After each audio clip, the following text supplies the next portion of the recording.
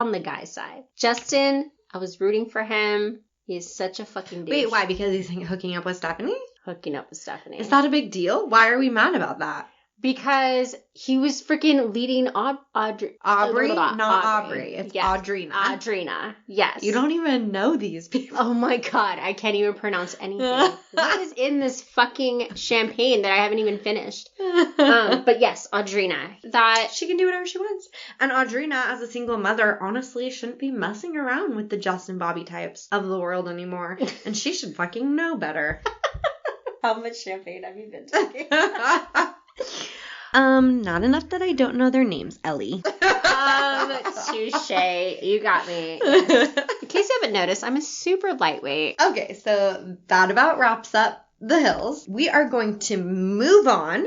Start with our main topic, which is Universal Studios. Yeah, Universal Studios Hollywood, to be specific. Yeah, because we're SoCal girls located in California. And we want to chat a little bit because there's a few new things that happened this summer, like the new Jurassic World ride. Oh my gosh. Okay, so the new Jurassic World ride is seriously so ridiculous. You go in and obviously it's not just animatronics like the dinosaurs coming at you. They did a lot of screen, and I know that's not your jam because of all the stimulation. It is when you're moving though. I like the screens when you're on moving rides. When you're standing still, like on Star Tours, that it makes me sick. Does that make sense? Yeah, total sense. Simulation. Not stimulation. But who knows when you're dealing with us. So, I don't know if you remember, but in the new Jurassic Park, the part where that dinosaur is in, like, this fish tank? Yes. Yes, so that's what they're doing for Those are the screens. Yes. Ugh, it's so cool. I can't wait to go. I'm so upset summer's almost over because I don't know if I'm going to have time to go, and I cannot do the water rides in the winter. It's freaking freezing. Of course, our winters are like 70 degrees and we're still babies. How spoiled are we? I know. It's so bad. Okay. So let's go on to your favorite, Eliee. Yeah. Horror Nights. Woo! It's coming up. I know you're going to be there, of course. Of course. It's one of our favorite traditions. I can't believe it's almost October. I know. Can you believe that? How fast did this year go? I don't have a costume, but okay. Let's talk about Horror Nights. Okay, let's bring it back. It's definitely totally one of my favorite traditions that me and Jared started a few years ago. We've gone every year. Last year, for sure, the best maze was by far The Purge. But what generally terrifies me at Universal is the clowns. And let me tell you, Universal brings it when it comes to the clowns. And it all started with it for me. And then this stupid movie, the Killer Clowns movie, is about these clowns, obviously, from outer space. And they look like they're chill. And they wrap you up with their cotton candy. And they stick a straw in there. And then they suck your blood out. And fucking basically suck you dry. But sounds like such an 80s movie. Well, duh. I wasn't even allowed to watch it. But like, here I go thinking I was going to be brave. I'm like, I don't know. Trinity's age? Like 7? Yeah, 8? and you want to play Puppies Save the World for her. And you're watching Killer Clowns from Outer Space. Well, fuck yeah. I don't want her to go to the same traumas as me. Okay, so tell me more about Horror Night. Did you do Stranger Things last year? I did. It was good. Some people didn't like it. Other people did. I liked it just because. It was just like not as scary as The Purge. No. God, no. The Purge, this one, like the people I'm saying, they were like acting it out. They were going to purge you. Exactly. This girl was like, run, you gotta go. And then guy behind her like slits her throat. Did you laugh or do you get scared? I fucking get scared of these things. And here's the sad part is that I don't even like horror movies. Like I can't do movies where you're like possessed or anything stupid like that. Like, but suspense, and I think it's like the amount of adrenaline I feel when I go to Horror Nights is what becomes addicting for me. Like I'm literally probably walking like this the whole time where I'm like scared as shit. But it's just that natural adrenaline where I'm like, yeah, I did this. You know what I mean? Like, that's why I love it. You're like proud of yourself when you get there. when I finish it, I'm like, yes, I honestly did this. haven't been to one of those things in so long. I can't even remember the last time I went to get like scared somewhere. You should come for with Halloween me this year. I've been trying to get you I go know. for like 3 years. So I just want to persuade you a little bit and talk about a whole day at Universal during Horror Nights versus the half day. So a full day gives you a full time to explore Harry Potter World, of course, because they closed that down. The Wizarding World of Harry Potter, you mean? Yes, duh. We all call it Harry Potter World, okay? But the big thing is that you have the advantage of being first in line with all the mazes open, which I think is why we got to more mazes last year. Yeah. No, for sure. That makes more sense because I remember you saying how ridiculous the lines were the first year that you guys went. Yes, totally. And then also the park takes time to like clear out all the people that don't have like the Horror Night wristbands, and it's kind of like this huge intermission, which is kind of nice. And then it gives you like time to get like a cocktail, or if you want to go to Universal City Walk, right up my alley. Yes, so a cocktail or two. Yeah, absolutely. Or you can do dinner at Universal City Walk if you want, so you can come in and out whenever you want. So that's kind of nice. And then they just break you. Yeah.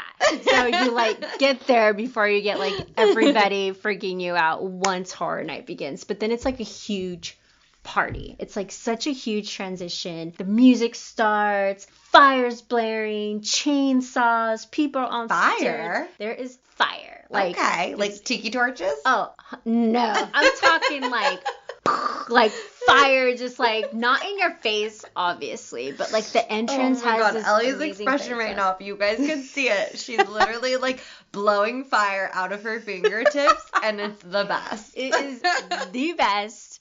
I just think the whole production and the amount of time that they put in doing all the makeup and, you know, the costumes, it's just so worth just going. It's like, take my money, please. I know. I really want to come one of these years with you. I just have no time off, and it's so hard. But I'm totally gonna one of these years. If not this year, next. I promise. Okay, so well, you have to do it soon. And when you do, we can totally Airbnb it. Airbnb? Yeah. But Airbnb? then where's your room service and fresh towels? I'm just kidding. Everyone's always trying to make me Airbnb, but I really like my room service. Like the idea that I can have food delivered to me at any time. I mean, I guess now you can just Grubhub to your Airbnb, right? Yeah, but I mean, I don't know. I just like the whole experience. Plus, you save a lot of money doing it. If you're on a budget, you can totally do it. Everyone says that, but they seem super expensive when I check them out. It's like just as much as a hotel practically. We've got this really cute room in the Hollywood Hills, like literally pristine, like right across the street. It was like this $1 million home, and we stayed there for like $98, which it was just like a room in a big ass house. Pretty much. But nobody was living in the house, or they were? They were. But they weren't. No, they weren't there. They're Guy like was so rich, you have like private entrance, and you don't even talk to them. I wouldn't say it looked super ritzy. It was just a really nice, chill house. Like, it's just one of those houses that because its location, it was worth $1 million. We just looked it up and see how much this house was worth, and we were just like blown away. But the guy that owned it was from like Europe or something, and he had some like music studio in there, which was pretty rad. And I think it's just a good way to like meet people, and he was super chill. I don't love meeting that many people. Well, I do. Stranger danger. Well, I was with Jared, so it was fine. I don't think I Airbnb by myself, but it was a good experience doing it with him for sure. Yeah. Yeah, I hope you get to come. No, it's happening. It's happening. It's happening soon. I promise. Let's move on. Wrap this episode up. And let's start our motivational tea. Yes, on motivational tea. Ellie, do you have yours ready? No, to you. I think you started mine last time first. My motivational tea is that I don't have to create a logo this week.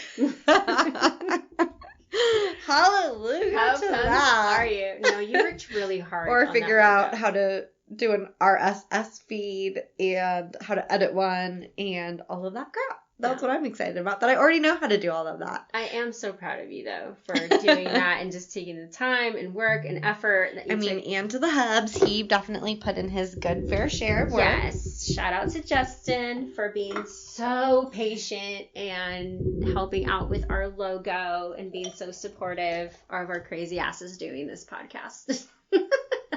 Okay, this was like way bigger of a glass than I expected, but I guess you only live once. Oh, that fizzy. Okay, so my motivational tea this week, I guess, is just the amount of, God, I don't want to sound so cheesy, but it's just the amount of research that I'm doing. I'm really enjoying putting into that. I feel like I need to put more into our social media too as well. That's going to be my big motivation. And then just having you push me through that. So just like I pushed you to actually record, you're like helping me market even more, like commenting and interacting with our followers and things like that. So that's kind of the good thing this week for me.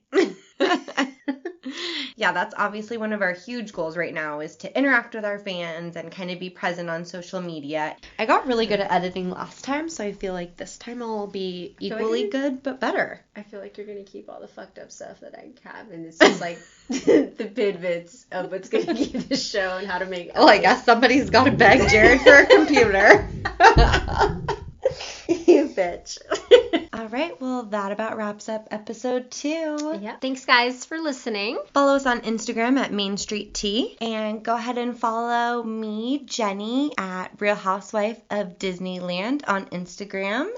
And you can follow me at this_magical_life, LYFE, at Instagram as well. All right, thanks so much for joining us, and we'll catch you next week. Until then, I'm Jenny. And I'm Ellie. And don't forget, speak your truth and stay magical, bitches.